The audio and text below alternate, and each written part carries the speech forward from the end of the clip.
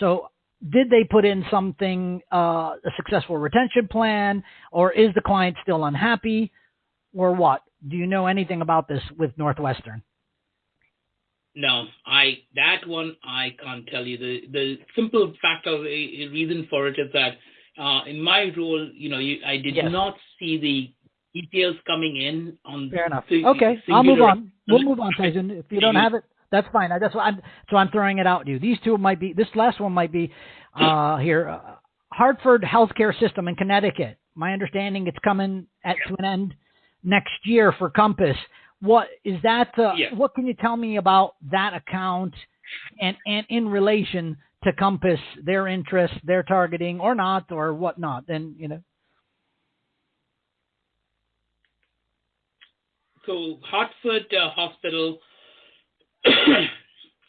I don't know if how much they're targeting it. I mean, I don't know what the relationship is today, and the reason why if you had this question had been raised in say January 2020, my answer would have been very, very different. I don't know the situation of the hospital today, where most of these hospitals right now, and I will just I'm sorry for the long answer, but most of these hospitals today are basically operating in kind of a crisis mode. So I don't know if this is something that is on the target. If things are going halfway decent and they don't need to make a change, most hospitals are not doing it. So what I'm saying is it is a Compass account. Mm-hmm. They are going to, obviously, they're not going to let it go. Yes.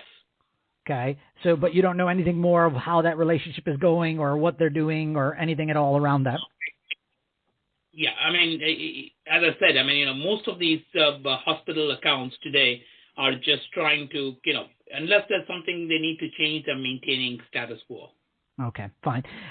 I understand the top management is getting pretty old at Compass now, or at least, they've been there for, I don't know, 10, 20, 30 years, 20, 30 years. What, is there a succession plan? Do you know anything at all? Have you heard, has anything been mentioned? What's going to happen in that regard or not?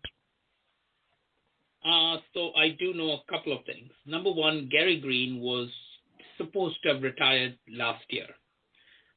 He extended his stay for another year to make sure that Gary Schneider, who is running the education business, has been tapped as being the new America CEO. With that being said, and it may still come out in the next few months, that Gary Green is going to be retiring and Gary Schneider is going to be taking over. Okay. So that's one thing that's happening. The other area that is also looking at Rick Post, who is the CEO of Compass Americas in essence, is probably going to be retiring as well. I don't know who's going to be taking that slot. There are few contenders, but I'm not sure. For the healthcare side, Bobby Coutet, who's the CEO of healthcare in the Americas, both U.S. and Canada, he is, or rather here, that role is there's a guy by the name of Peter Featherston who runs Canteen, who's kind of been tapped to kind of take over that piece of it. Okay, and Peter is fairly young and has came from the UK.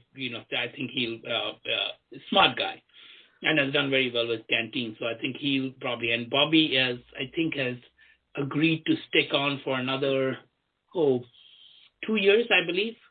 So probably there'll be a transition happening in the next year, I suspect. Now, going back, yep, go on. And the last role in the North American market is the guy who's the CEO of Compass Canada, Sajid. He probably might be a replacement for Rick Post, is what I understand. Okay. But I could be wrong. Okay. All right. Well, that's good. No, I appreciate that. That's really, really useful. Okay. Speaking about that organization here, I guess some questions I'm trying to clarify which salespeople are reporting into Chris Kowaleski within the following brands. So we've got the Udine, Flick, Urest, Thompson's, and Restaurant Associates. Do they all report